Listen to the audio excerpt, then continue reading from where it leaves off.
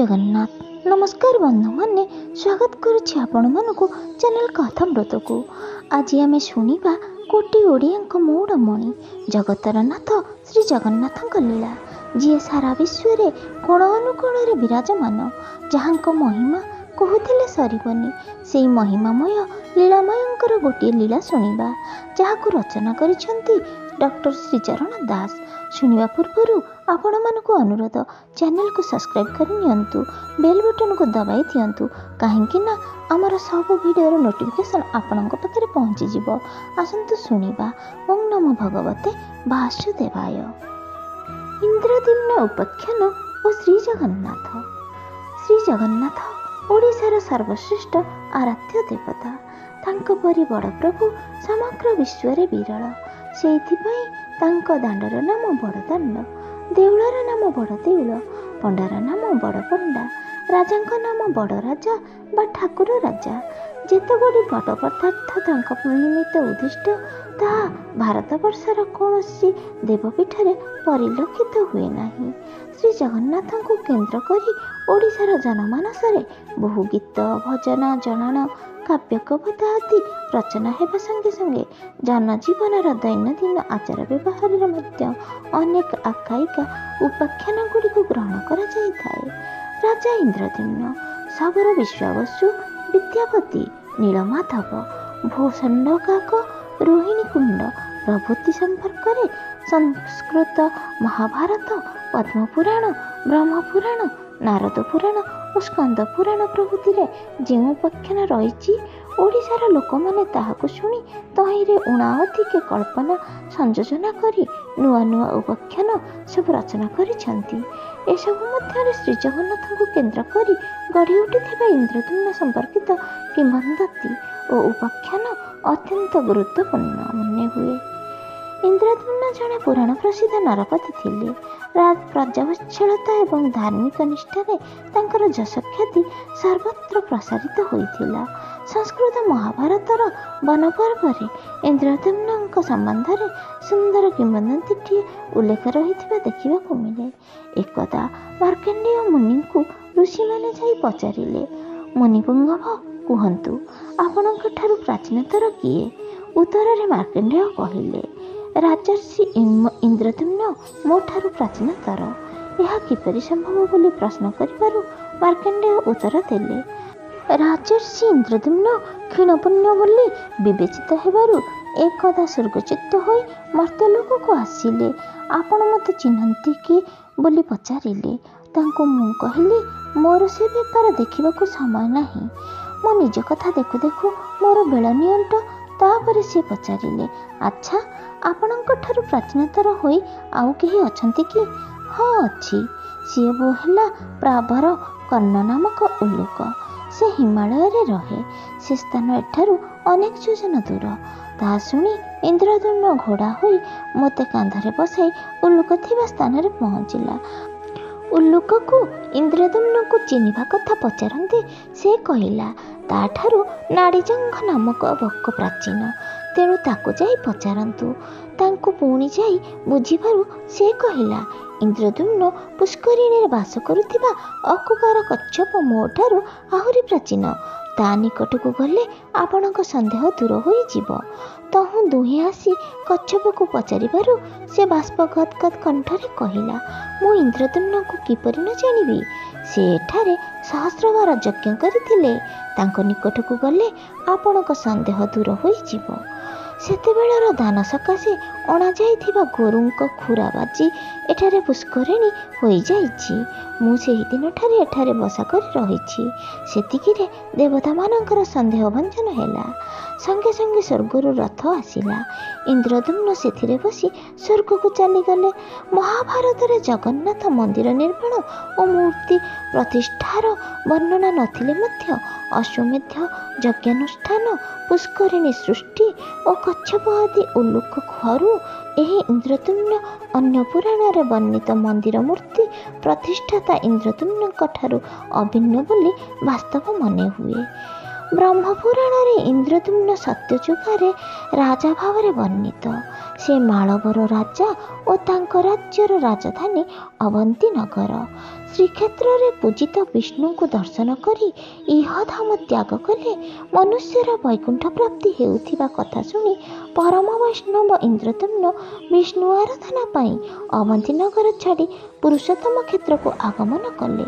ତା ପୂର୍ବରୁ ନୀଳକଳ୍ପ ବଟ ତଳେ ଇନ୍ଦ୍ରନିକ୍ଷାଳୟ ବିଗ୍ରହ ପୂଜା ପାଇ ଆସୁଥିଲେ। କିନ୍ତୁ ସେ ଆସି ଦେଖନ୍ତି ତ ମୂର୍ତ୍ତି ସହିତ ସେହି ସ୍ଥାନ ସୁବର୍ଣ୍ଣ ବାଲୁକାସ୍ତୂପ ତଳେ ପୋତି ହୋଇଯାଇଛି। ଏହି ଧାମରେ ଦେହତ୍ୟାଗ କରି ପାପୀ ପୁଣ୍ୟବାନ ନିର୍ବିଶେଷରେ ସମସ୍ତେ ବୈକୁଣ୍ଠ ଲାଭ କରୁଥିବାରୁ ଯମ ଚିଞ୍ଚିତ ହୋଇ ବିଷ୍ଣୁଙ୍କୁ ଅନୁରୋଧ କରନ୍ତେ ନୀଳକାନ୍ତ ବିଗ୍ରହ ତାଙ୍କରି ଇଚ୍ଛାରେ ପୋତି ହୋଇଯାଇଥିଲା। ଇନ୍ଦ୍ରଦ୍ୟୁମ୍ନ ସେଠାକୁ ଯାଇ ଅଶ୍ୱମେଧ ଯଜ୍ଞର ଅନୁଷ୍ଠାନ କଲେ ଓ ଯଜ୍ଞାଙ୍ଗ ସମ୍ଭୂତ ଇନ୍ଦ୍ରଦ୍ୟୁମ୍ନ ସରୋବରର ଉତ୍ପତ୍ତି ହେଲା। ରାଜା ଇନ୍ଦ୍ରଦ୍ୟୁମ୍ନଙ୍କ ମନ ସ୍ଥିର ରହିପାରିଲା ନାହିଁ। ସେ ସେଠାରେ ବିଷ୍ଣୁ ପ୍ରତିମା ସ୍ଥାପନ ଉଦ୍ଦେଶ୍ୟରେ ଏକ ମନ୍ଦିର ନିର୍ମାଣ ଲାଗି ସଂକଳ୍ପ କଲେ।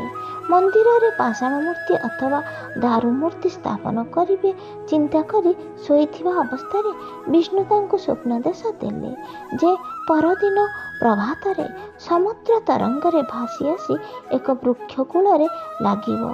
ତାହାଙ୍କୁ ସ୍ୱୟଂ ରାଜା ହସ୍ତରେ କୁଠାର ଧାରଣ କରି ଛେଦନ କରିବେ। ରାଜା ପରଦିନ ସେହିପରି କରନ୍ତେ ବିଶ୍ୱକର୍ମା ବୁଢ଼ା ବଢ଼େଇ ବେଶରେ ଓ ବିଷ୍ଣୁ ବିପ୍ର ବେଶରେ ସେଠାରେ ପହଞ୍ଚିଲେ। ବୁଢ଼ା ବଢ଼େଇ ମୂର୍ତ୍ତି ଗଢ଼ିବାର ଦାୟିତ୍ୱ ବହନ କଲେ। ତାଙ୍କ ଦ୍ୱାରା ମୂର୍ତ୍ତି ଗଠିତ ହୋଇ ଶ୍ରୀକ୍ଷେତ୍ରରେ ଶୋଭା ପାଇଲା। ବ୍ରହ୍ମପୁରାଣ ଏବଂ ନାରଦ ପୁରାଣରେ ଇନ୍ଦ୍ରଦ୍ୟୁମ୍ନ ଉପାଖ୍ୟାନ ପ୍ରାୟତଃ ଏକ ପ୍ରକାର ରୂପ ଗ୍ରହଣ କରିଥିଲେ ହେଁ ସ୍କନ୍ଦ ପୁରାଣରେ ଏହାର ବିସ୍ତୃତ ବର୍ଣ୍ଣନା ପରିଲକ୍ଷିତ ହୁଏ। ବରାହ ରୂପୀ ବିଷ୍ଣୁ ଦନ୍ତାଗ୍ରରେ ପୃଥିବୀକୁ ମହାବଳୟରୁ ଉଦ୍ଧାର କରିସାରିବା ପରେ ଦିନେ ବ୍ରହ୍ମା ବିଷ୍ଣୁଙ୍କୁ ପଚାରିଲେ, କି ଉପାୟରେ ସଚରାଚର ଜୀବ କୁଳର ମୁଖ୍ୟ ସମ୍ପାଦନ ହୋଇପାରିବ? ନୀଳମେଘକାନ୍ତି ଶଙ୍ଖଚକ୍ର ଗଦାପଦ୍ମ ଶୋଭିତ ଗରୁଡ଼ାରୂଢ଼ ପ୍ରଭୁ ଉଭା ହୋଇ କହିଲେ, ସେ ଦକ୍ଷିଣ ମହୋଦଧି ତୀରସ୍ଥ ପବିତ୍ରତମ ପୁରୁଷୋତ୍ତମ କ୍ଷେତ୍ରରେ ଗୋପନୀୟ ନୀଳ ପର୍ବତରେ ନୀଳମାଧବ ଭାବରେ ଅବସ୍ଥାନ କରୁଛନ୍ତି। ସେହି ପର୍ବତର ମଧ୍ୟ ଦେଶରେ ଥିବା ଅକ୍ଷୟବଟ କଳ୍ପବଟ ମୂଳର ବାୟୁକୋଣରେ ଅବସ୍ଥିତ ରୋହିଣୀ କୁଣ୍ଡ ତଷ୍ଟରେ ଜୀବମାନେ ତାଙ୍କର ମୂର୍ତ୍ତି ଦର୍ଶନ କଲେ ସକଳ ପାପମୁକ୍ତ ହୋଇ ମୁକ୍ତିଲାଭ କରିବେ। ବ୍ରହ୍ମା ପୁରୁଷୋତ୍ତମ କ୍ଷେତ୍ରକୁ ଆସିଲେ ଏବଂ ସେଠାରେ ନୀଳମାଧବ ମୂର୍ତ୍ତି ଦର୍ଶନ କରି ପରମ ସନ୍ତୋଷ ଲାଭ କଲେ। ବ୍ରହ୍ମା ଧ୍ୟାନରେ ରହିଥିବା ବେଳେ ଯମ ନିଜର କ୍ଷମତା ଧ୍ୱଂସର ଆଶଙ୍କାରେ ଦୀର୍ଘ ନିଶ୍ୱାସ ତ୍ୟାଗ କରି ନୀଳମାଧବଙ୍କ ନିକଟରେ ଗୁହାରି ଉପସ୍ଥାପିତ କଲେ। ପ୍ରତିକାର ପାଇଁ ପରାମର୍ଶ ଚାହିଁଲେ। ଯମଙ୍କର ଅଭିଳାଷ ଏହି ସ୍ଥାନରେ ପୂରଣ ହୋଇପାରିବ ନାହିଁ, କାରଣ ଏହା ମଣିଷ ଏବଂ ଇତର ପ୍ରାଣୀମାନଙ୍କର ମୁକ୍ତିର କ୍ଷେତ୍ର। ତେଣୁ ଯମର ପ୍ରବେଶାଧିକାର ନିଷିଦ୍ଧ। ଯମ ରାଜାଙ୍କର କର୍ତ୍ତବ୍ୟ ପାଳନରେ ବାରମ୍ବାର ବ୍ୟାଘାତ ଉପସ୍ଥିତ ହେଲା। ସେ ପୁନର୍ବାର କାତର ସ୍ୱରରେ ପ୍ରାର୍ଥନା କରନ୍ତେ ନୀଳମାଧବ ରୂପୀ ବିଷ୍ଣୁ କିଛି ଦିନ ପରେ ସେଠାରୁ ଅନ୍ତର୍ଦ୍ଧାନ ହେବାର ପ୍ରତିଶ୍ରୁତି ଦେଲେ। କିନ୍ତୁ ସେ ଲକ୍ଷ୍ମୀ ଅନନ୍ତଦେବ ଓ ସୁଦର୍ଶନଙ୍କ ସହ ଏହି ସ୍ଥାନରେ ରହିଲେ ହେଁ ସୁବର୍ଣ୍ଣ ବାଲୁକା ରାଶି ମଧ୍ୟରେ ଆବୃତ ହୋଇଯିବେ। ସତ୍ୟଯୁଗରେ ସତ୍ୟସନ୍ଧ ବିଷ୍ଣୁପରାୟଣ ଧାର୍ମିକ ରାଜା ଇନ୍ଦ୍ରଦ୍ୟୁମ୍ନ ଏଠାରେ ଚତୁର୍ଥା ମୂରତି ପ୍ରତିଷ୍ଠା କରିବେ। ବିଷ୍ଣୁଙ୍କ କଥା ସତ୍ୟ ହେଲା। ସତ୍ୟଯୁଗରେ ଅବନ୍ତୀ ରାଜ୍ୟରେ ଇନ୍ଦ୍ରଦ୍ୟୁମ୍ନ ଆବିର୍ଭୂତ ହେଲେ। ଏକଦା ଜଣେ ତୀର୍ଥଯାତ୍ରୀଙ୍କ ଠାରୁ ନୀଳମାଧବଙ୍କ ସମ୍ବାଦ ପାଇ ସେ ନିଜ ପୁରୋହିତଙ୍କ ଭାଇ ବିଦ୍ୟାପତିଙ୍କୁ ପୁରୁଷୋତ୍ତମ କ୍ଷେତ୍ରକୁ ପଠାଇଲେ। ସେ ସେଠାକୁ ଆସି ନୀଳଗିରିର ପଶ୍ଚିମ ଭାଗରେ ଥିବା ଏକ ଶବରପଲ୍ଲୀରେ ଅବସ୍ଥାନ କଲେ। ସେଠାରେ ବିଶ୍ୱାବସୁ ଶବର ସହିତ ତାଙ୍କର ପରିଚୟ ହେଲା। ଆତ୍ମୀୟତାର ସହ ଉଭୟଙ୍କ ମଧ୍ୟରେ ଆଳାପ ଆଲୋଚନା ଚାଲିଲା। ବିଦ୍ୟାପତି ତାଙ୍କୁ ଅନୁରୋଧ କରି କହିଲେ, ସେ ନ ଫେରିବା ଯାଏ ଇନ୍ଦ୍ରଦ୍ୟୁମ୍ନ ମହାରାଜା ଉପବାସରେ ରହିଥିବେ। ନୀଳମାଧବଙ୍କୁ ଦର୍ଶନ ନ କଲେ ଅନାହାରରେ ପ୍ରାଣ ତ୍ୟାଗ କରିବେ। ବିଦ୍ୟାପତିଙ୍କ କଥାରେ ବିଚଳିତ ହୋଇ ବିଶ୍ୱାବସୁ ପର୍ବତର ଶୀର୍ଷ ଦେଶରେ ରୋହିଣୀକୁଣ୍ଡ ତଟରେ ତାଙ୍କ ଦ୍ୱାରା ପୂଜିତ ନୀଳମାଧବଙ୍କୁ ଦର୍ଶନ କରାଇଲେ। ଏହାପରେ ବିଦ୍ୟାପତି ଅବନ୍ତୀ ଦେଶକୁ ଫେରିଗଲେ। ଭଗବାନ ଯମରାଜଙ୍କୁ ଯେଉଁ ପ୍ରତିଶ୍ରୁତି ଦେଇଥିଲେ ତାହା ପାଳନ କରିବା ପାଇଁ ନୀଳମାଧବ ମୂର୍ତ୍ତିକୁ ବାଲୁକା ରାଶିରେ ଆଚ୍ଛାଦିତ କରି ଅଦୃଶ୍ୟ ହେଲେ। ଇନ୍ଦ୍ରଦ୍ୟୁମ୍ନ ପୁରୁଷୋତ୍ତମ କ୍ଷେତ୍ରକୁ ଆସିବା ପାଇଁ ପ୍ରସ୍ତୁତ ହେବା ସମୟରେ ନାରଦ ତାଙ୍କ ନିକଟରେ ଉପସ୍ଥିତ ହେଲେ। ଇନ୍ଦ୍ରଦ୍ୟୁମ୍ନ ନାରଦଙ୍କ ସହ ଉତ୍କଳକୁ ଆସିଲେ ଏବଂ ନୀଳମାଧବଙ୍କ ଅନ୍ତର୍ଦ୍ଧାନ ହୋଇଥିବା କଥା ଶୁଣିଲେ। ଚିନ୍ତାମଗ୍ନ ଇନ୍ଦ୍ରଦ୍ୟୁମ୍ନଙ୍କୁ ନାରଦ ସାନ୍ତ୍ୱନା ଦେଇ କହିଲେ ଯେ ସେ ଇନ୍ଦ୍ରଦ୍ୟୁମ୍ନ ସହସ୍ର ଅଶ୍ୱମେଧ ଯଜ୍ଞ ଅନୁଷ୍ଠାନ କରି ଅପେକ୍ଷା କଲେ ଦାରୁମୟ ବିଷ୍ଣୁମୂର୍ତ୍ତିଙ୍କୁ ଦର୍ଶନ କରିପାରିବେ। ଇନ୍ଦ୍ରଦ୍ୟୁମ୍ନଙ୍କର ପଞ୍ଚମ ପୂର୍ବପୁରୁଷ ବ୍ରହ୍ମା ନିଜେ ଆସି ପୁରୋହିତ ଭାବରେ ଚତୁର୍ଥ ମୂର୍ତ୍ତିଙ୍କୁ ପ୍ରତିଷ୍ଠା କରିଯିବେ। ଇନ୍ଦ୍ରଦ୍ୟୁମ୍ନ ସେହି ଅନୁସାରେ ସହସ୍ର ଅଶ୍ୱମେଧ ଯଜ୍ଞାନୁଷ୍ଠାନ କଲେ।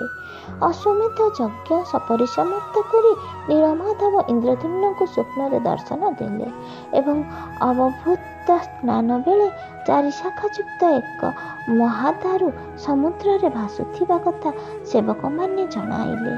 କାହାଦ୍ୱାରା କିପରି ଭାବରେ ମୂର୍ତ୍ତି ଗଠନ କରାଯିବ ଏ ସମ୍ବନ୍ଧରେ ଇନ୍ଦ୍ରଦ୍ୟୁମ୍ନ ନାରଦଙ୍କ ସହିତ ଆଲୋଚନା କଲାବେଳେ ଆକାଶରୁ ଶୂନ୍ୟବାଣୀ ହେଲା। ସ୍ୱୟଂ ଜଗନ୍ନାଥ ନିଜର ପ୍ରତିମା ଗଠନ କରି ମହାବେଦୀ ଉପରେ ବିଜେ ହେବେ। 15 ଦିନ ପର୍ଯ୍ୟନ୍ତ ମହାବେଦୀ ଉପରେ ଗୃହକୁ ଆଚ୍ଛାଦିତ କରି ରଖାଯିବ। ଯେଉଁ ବୁଢ଼ା ବଢ଼େଇଟି ହାତରେ ଶସ୍ତ୍ର ଧରି ଠିଆ ରହିଛି ତାକୁ ସେ ଭିତରେ ପୁରାଇ ଦ୍ୱାର ବନ୍ଦ କରିବ। ଏପରିକି କାର୍ଯ୍ୟ ସରିବା ଯାଏ କେହି ନିକଟକୁ ଯିବେ ନାହିଁ। ଗଠନ ଧ୍ୱନି ଶୁଣିବା ମଧ୍ୟ ବିପଜ୍ଜନକ।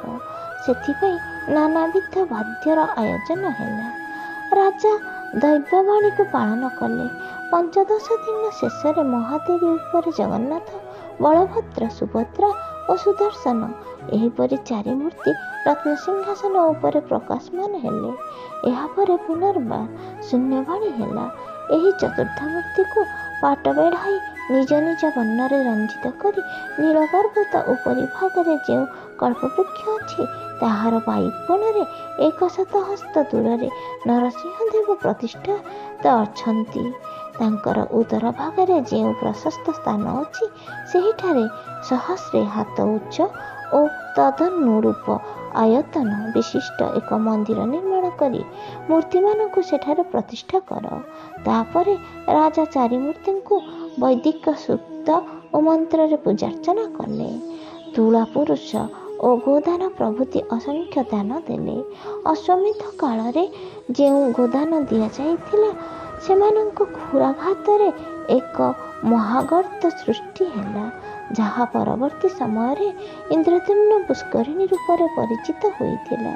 ପରମ ଧାର୍ମିକ ନରପତି ଇନ୍ଦ୍ରଦ୍ୟୁମ୍ନ ମହାଭାରତ ବର୍ଷର ନାନା ଦେଶରେ ବିତ୍ତଶାଳୀ ରାଜାମାନଙ୍କର ସହାୟତାରେ ଏବଂ ନିଜର ସମସ୍ତ ସମ୍ପତ୍ତି ବ୍ୟୟ କରି ଏକ ଅଦ୍ଭୁତପୂର୍ବ ମନ୍ଦିର ନିର୍ମାଣ କଲେ। ତାପରେ ପ୍ରତିମା ପ୍ରତିଷ୍ଠା ନିମିତ୍ତ ଇନ୍ଦ୍ରଦ୍ୟୁମ୍ନ ନାରଦଙ୍କ ସହିତ ବ୍ରହ୍ମାଙ୍କୁ ନିମନ୍ତ୍ରଣ କରିବା ସକାଶେ ବ୍ରହ୍ମଲୋକକୁ ଗମନ କଲେ ଏବଂ ବ୍ରହ୍ମାଙ୍କୁ ନିଜର ଅଭିଳାଷ ଜଣାଇଲେ। ବ୍ରହ୍ମା ଇନ୍ଦ୍ରଦ୍ୟୁମ୍ନଙ୍କୁ କହିଲେ, ତୁମେ ଆସିବା ମଧ୍ୟରେ ମର୍ତ୍ତ୍ୟରେ ବହୁ କାଳ ଅତୀତ ହୋଇଯାଇଛି। ଏ ଭିତରେ ମନ୍ଦିରରେ ଅବସ୍ଥା କ'ଣ ହେଲା ଜଣା ନାହିଁ। ତୁମେ ପ୍ରଥମେ ଯାଇ ଦେଖ ମନ୍ଦିରଟି ତୁମ ଆୟତ୍ତରେ ଅଛି କି ନାହିଁ। ନଥିଲେ ତୁମ ଅଧୀନକୁ ଆଣ। ମୁଁ ତୁମ ପଛେ ପଛେ ଯାଉଛି। ଇନ୍ଦ୍ରଦ୍ୟୁମ୍ନ ଏହା ଶୁଣି ବୃହସ୍ପତି ନାରଦ ଦେବତାଙ୍କୁ ସାଙ୍ଗରେ ଧରି ଭୂଲୋକକୁ ଆସି ଦେଖନ୍ତି ଗାଲମାଧବ ନାମକ ଜଣେ ରାଜା ମନ୍ଦିରକୁ ସ୍ୱାଧୀନ କରି ସେଠାରେ ମାଧବ ମୂର୍ତ୍ତିଟିଏ ସ୍ଥାପନ କରି ପୂଜା କରୁଛନ୍ତି। ଏହା ଦେଖି ଇନ୍ଦ୍ରଦ୍ୟୁମ୍ନ ମାଧବ ମୂର୍ତ୍ତିକୁ ସେଠାରୁ ଆଣି ଏକ ଛୋଟ ମନ୍ଦିର ନିର୍ମାଣ କରି ସେଠାରେ ରଖିଲେ। ପରେ 3ଟି ରଥ ନିର୍ମାଣ କରି ମହାବେଦୀରୁ 3 ମୂର୍ତ୍ତିଙ୍କୁ ମନ୍ଦିର ମଧ୍ୟରେ ଘେନି ଆସିଲେ।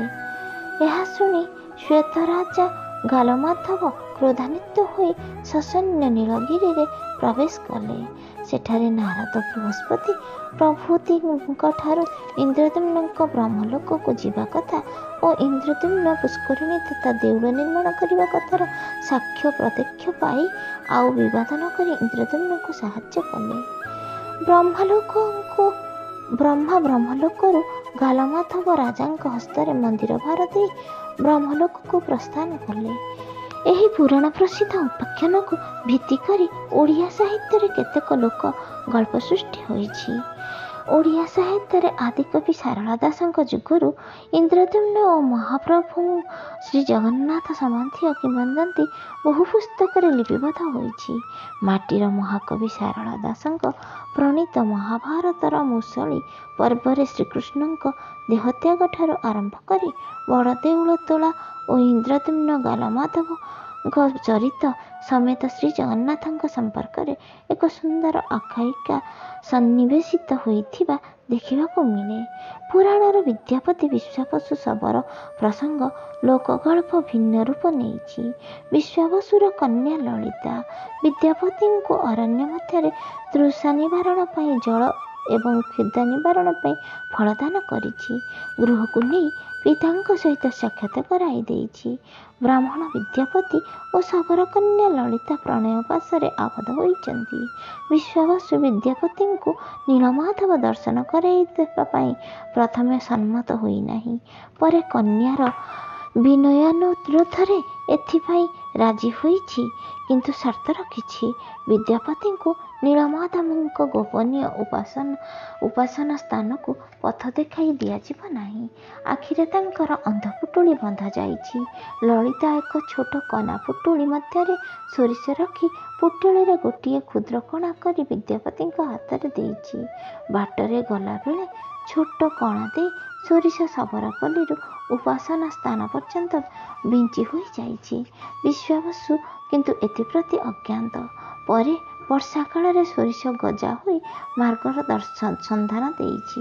ବିଦ୍ୟାପତି ନିଜେ ସେହି ମାର୍ଗରେ ଯାଇ ନୀଳମାଧବଙ୍କ ସ୍ଥାନ ନିର୍ଣ୍ଣୟ କରି ଫେରିଯାଇ ଇନ୍ଦ୍ରଦ୍ୟୁମ୍ନଙ୍କୁ ସମ୍ବାଦ ଦେଇଛି।